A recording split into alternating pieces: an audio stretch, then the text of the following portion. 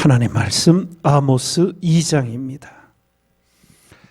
아모스 2장 1절에서 16절까지 교독하겠습니다. 여호와께서 가라사대 모압의 서너 가지 죄로 인하여 내가 그 벌을 돌이키지 아니하리니 이는 저가 에돔왕의 뼈를 불살라 회를 만들었음이라.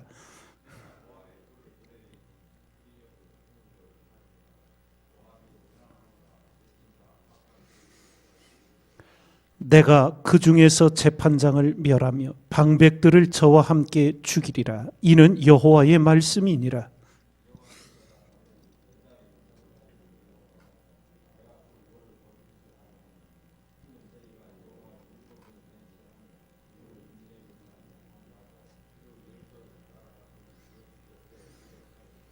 내가 유다에 불을 보내리니 예루살렘의 궁궐들을 사르리라.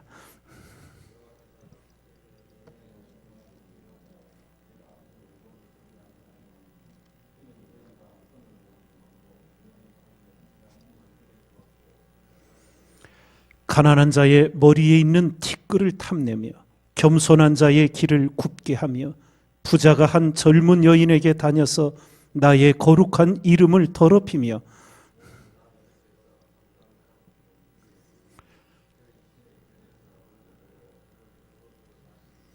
내가 아모리 사람을 저희 앞에서 멸하였나니 그 키는 백향목 높이와 같고 강하기는 상수리나무 같으나 내가 그 위에 열매와 그 아래에 뿌리를 진멸하지 아니하였느냐.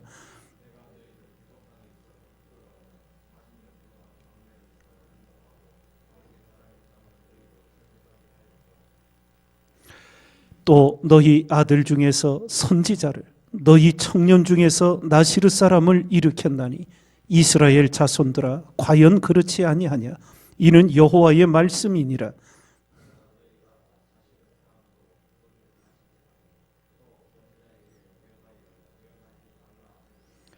곡식단을 가득히 실은 수레가 흙을 누름같이 내가 너희 자리에 너희를 누르리니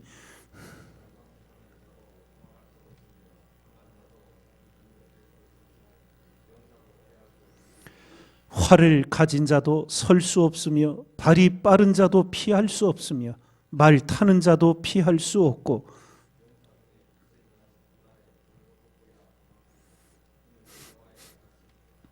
아멘. 죄악에 대한 하나님의 심판이 오게 되는데 오늘 말씀은 특별히 남유다와 북이스라엘의 죄악을 구체적으로 명시해 주신 내용입니다.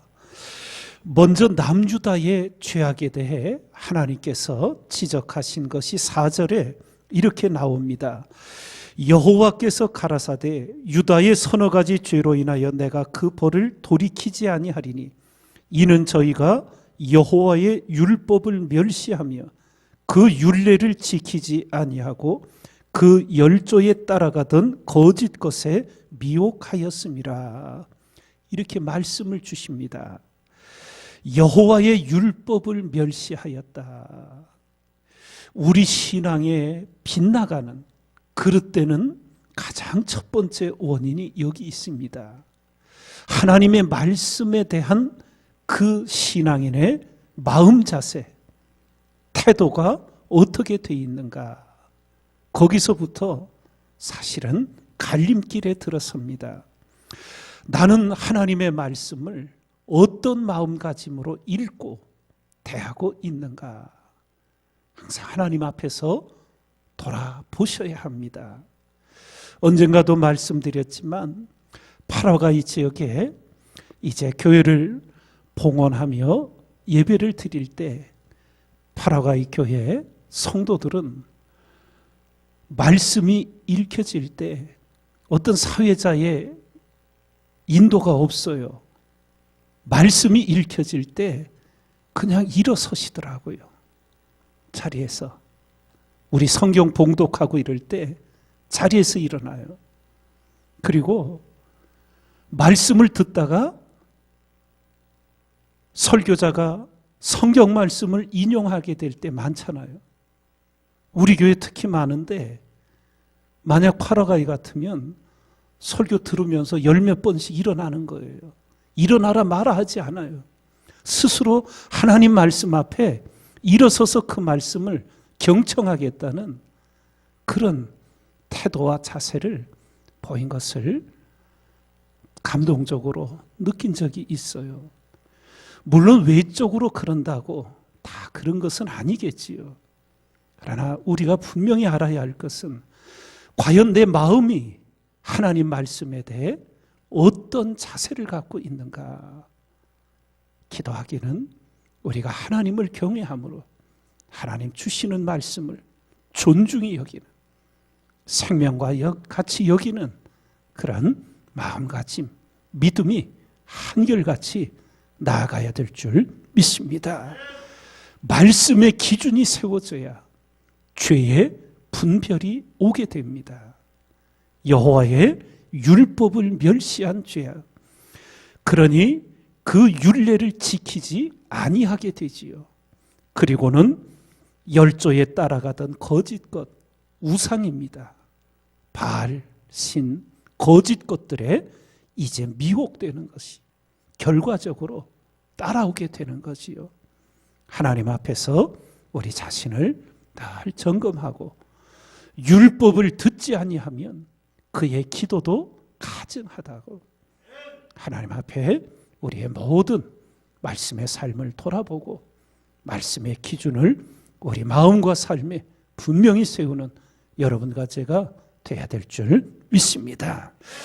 그러며 이어서 6절부터 8절까지는 북이스라엘의 죄악을 하나님께서 구체적으로 열거하십니다. 6절부터 보면 여호와께서 가라사대 이스라엘의 서너 가지 죄로 인하여 내가 그 벌을 돌이키지 아니하리니 이는 저희가 은을 받고 의인을 팔며 신 한 켤레를 받고 궁핍한 자를 팔며 가난한 자의 머리에 있는 티끌을 탐내며. 여러분, 이 7절의 이 표현을 볼 때 성경에 어떤 내용이 혹 떠오르는 게 계십니까? 가난한 자의 머리에 있는 티끌을 탐내며. 여러분, 다윗 왕이 밧세바와 범죄했을 때 하나님이 나단 선지자를 보내서 다윗을 일깨우실 때 나단 선지자가 우회적으로 얘기한 이야기가 있지요. 한 마을에 부자와 가난한 자가 살았다. 부자는 양들이 많았고 가난한 자는 오직 암양 한 마리만 있었는데, 부자가 집에 손님이 오자 이 가난한 자의 집에 오직 하나 있는 암양을 빼앗아다가 그것을 대접했다. 그래서 다윗 왕이 진노하지요. 이 하나님의 백성, 이 땅에 그런 인간이 있습니까? 그 죽일 놈이 누굽니까? 예. 가난한 자의 머리에 있는 티끌을 탐내며 하나님을 진노케 하는, 예, 겸손한 자의 길을 굳게 하며, 그리고 부자가 한 젊은 여인에게 다녀서 나의 거룩한 이름을 더럽히며. 이 말씀을 우리가 거의 대부분 오해하게 됩니다. 여기 부자는 잘 사는 부자가 아닙니다. 아버지와 아들을 말합니다.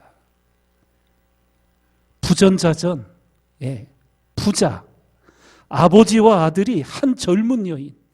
이 한 젊은 여인은 몸 파는 여인이라기보다 바알 신전에 바쳐진 창기들이에요. 예.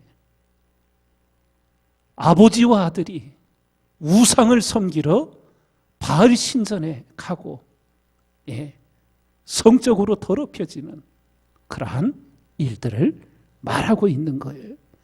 모든 단 옆에서 전당 잡은 옷 위에 누우며 저희 신의 전에서, 여기 신은 바로 바알, 우상, 거기서 바알 신당에서 벌금으로 얻은 포도주를 마심이니라.